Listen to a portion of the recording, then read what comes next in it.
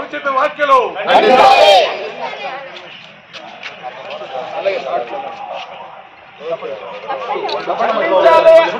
అమరావతిపై అసభ్యకర వ్యాఖ్యలు చేసిన సాక్షి యాజమాన్యాన్ని అమరావతి నశించాలి. అమరావతిపై అసభ్యకరమైన వ్యాఖ్యలు చేసిన సాక్షి యాజమాన్యం 5 సంవత్సరాలు చేయడానికి పోయి ఇప్పుడు అమరావతిని డెవలప్ చేస్తున్నటువంటి తెలుగుదేశం పార్టీని జీర్ణించుకోలేక వైఎస్ఆర్సీపీ యాజమాన్యం మరియు సాక్షి యాజమాన్యం వైఎస్ఆర్సీపీ పార్టీ నశించాలి నశించాలి వైఎస్ఆర్సీపీ పార్టీ. తక్షణం కృష్ణంరాజును సాక్షి ఛానల్లో మాట్లాడిన కృష్ణంరాజును చేయాలి. సాక్షి ఛానల్లో మాట్లాడిన కృష్ణంరాజును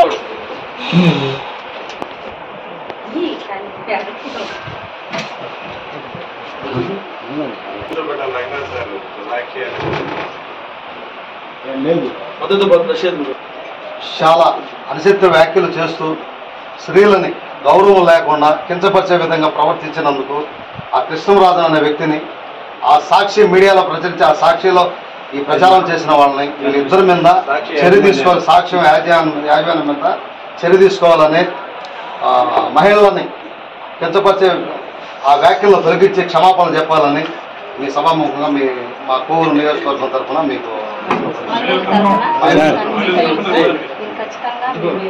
రాజధాని గురించి మహిళల గురించి మాట్లాడినందుకు ఆడవాళ్ళంటే ఒక భర్త మాతతో సమానం. అటువంటి లేడీస్ ని వాళ్ళు సాక్షి టీవీ వాళ్ళు మాట్లాడిన దానికి మేమంతా ధర్నా చేస్తూ మేమందరం కలుసుకొని ఎస్ఐ గారికి రిపోర్ట్ ఇవ్వాలి. నమస్కారం అండి. కోవూరు నియోజకవర్గానికి సంబంధించి గౌరవ శ్రీమతి వేమిరెడ్డి ప్రశాంత్ రెడ్డి గారి ఆదేశాల మేరకు కోవూరు పోలీస్ స్టేషన్కి మహిళలతో అందరితో కలిసి రావడం జరిగింది.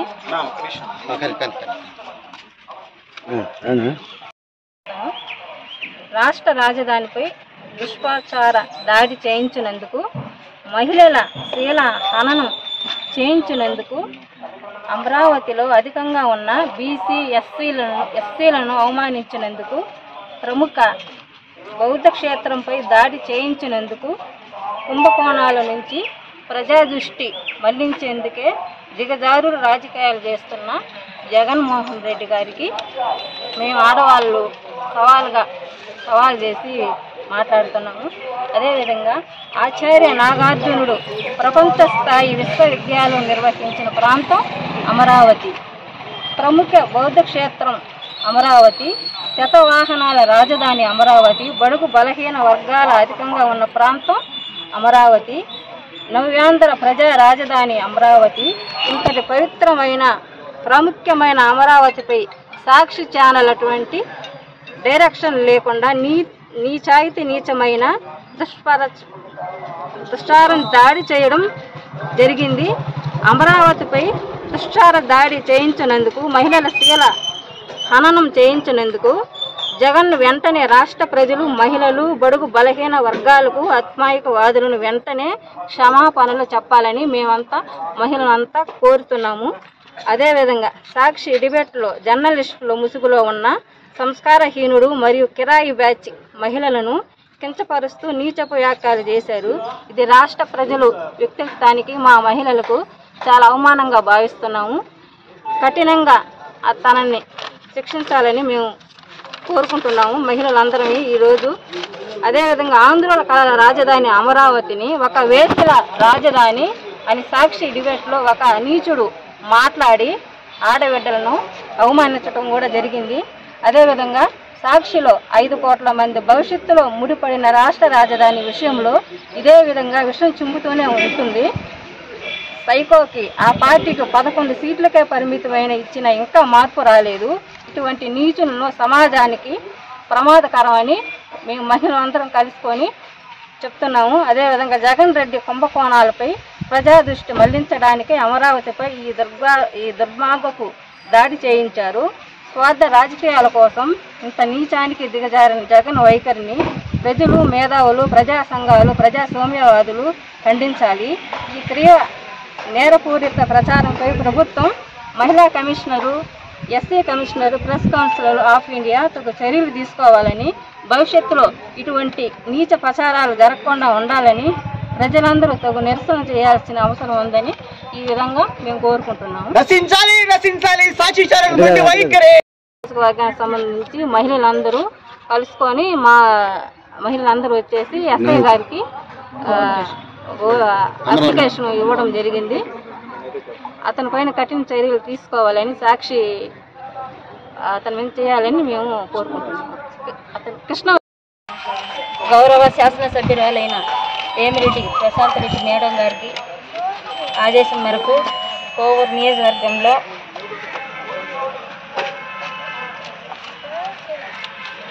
కోవూరు పోలీస్ స్టేషన్లో మండలం పరిధిలోటి ఎస్ఐ గారికి మెమరీ అర్జీ ఇవ్వడం జరిగింది.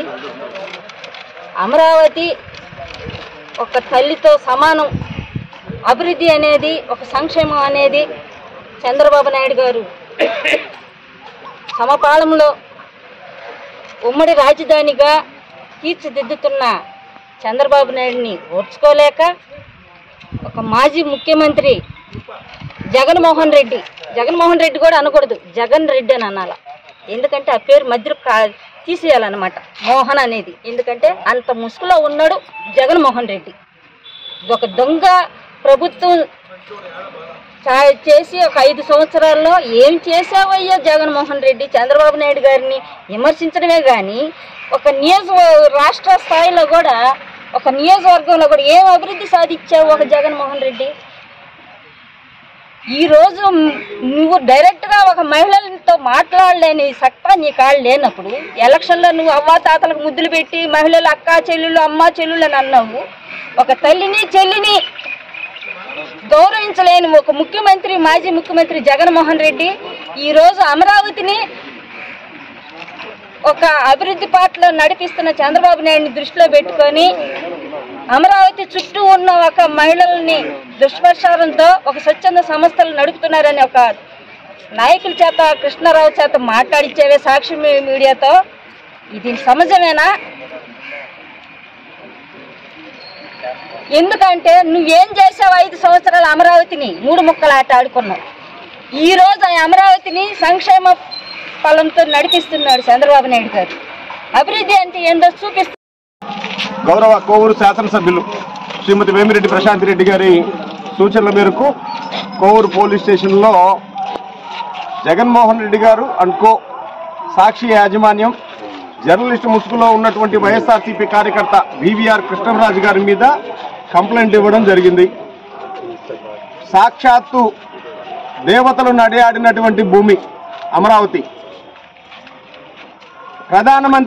దేశ ప్రధానమంత్రి నరేంద్ర మోడీ గారు తన స్వహస్తాలతో భూమి పూజ చేసినటువంటి అమరావతి,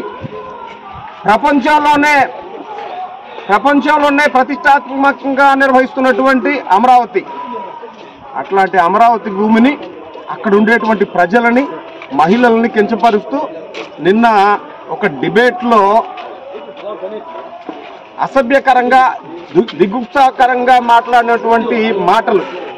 ఈ కృష్ణరాజు అనే వాళ్ళకి మీ జన్మలో ఎప్పుడన్నా కానీ గత ప్రభుత్వంలో 1 ఎకరా ల్యాండ్ పూలింగో ఏదైనా చేసి తీసుకున్నటువంటి పరిస్థితులు ఉండేయా? ఈ జగన్మోహన్ రెడ్డికి అతనికి ఆనవాయితీ అది.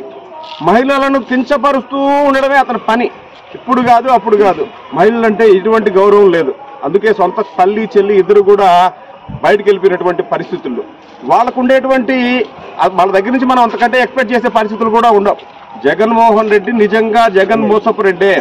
ఎప్పుడైనా కానీ డైవర్ట్ పాలిటిక్స్కి అలవాటు పడి చంద్రబాబు నాయుడు గారు చేస్తున్నటువంటి అభివృద్ధిని, ఇంకొక సంక్షేమాన్ని ఓర్వలేక ఇట్లాంటి బురద జల్లేటువంటి వ్యవహారాలు చేస్తూ రాజధానిలో ఉండేటువంటి మహిళల్ని కించపరుస్తూ అసభ్యకరంగా వేసలంటూ మాట్లాడడం, నీ ఇంట్లో ఉండేటువంటి నీ భార్య, మిగతా ఎవరన్నా నీ పిల్లలో ఏమన్నా కానీ సహిస్తారేమో చూసుకో.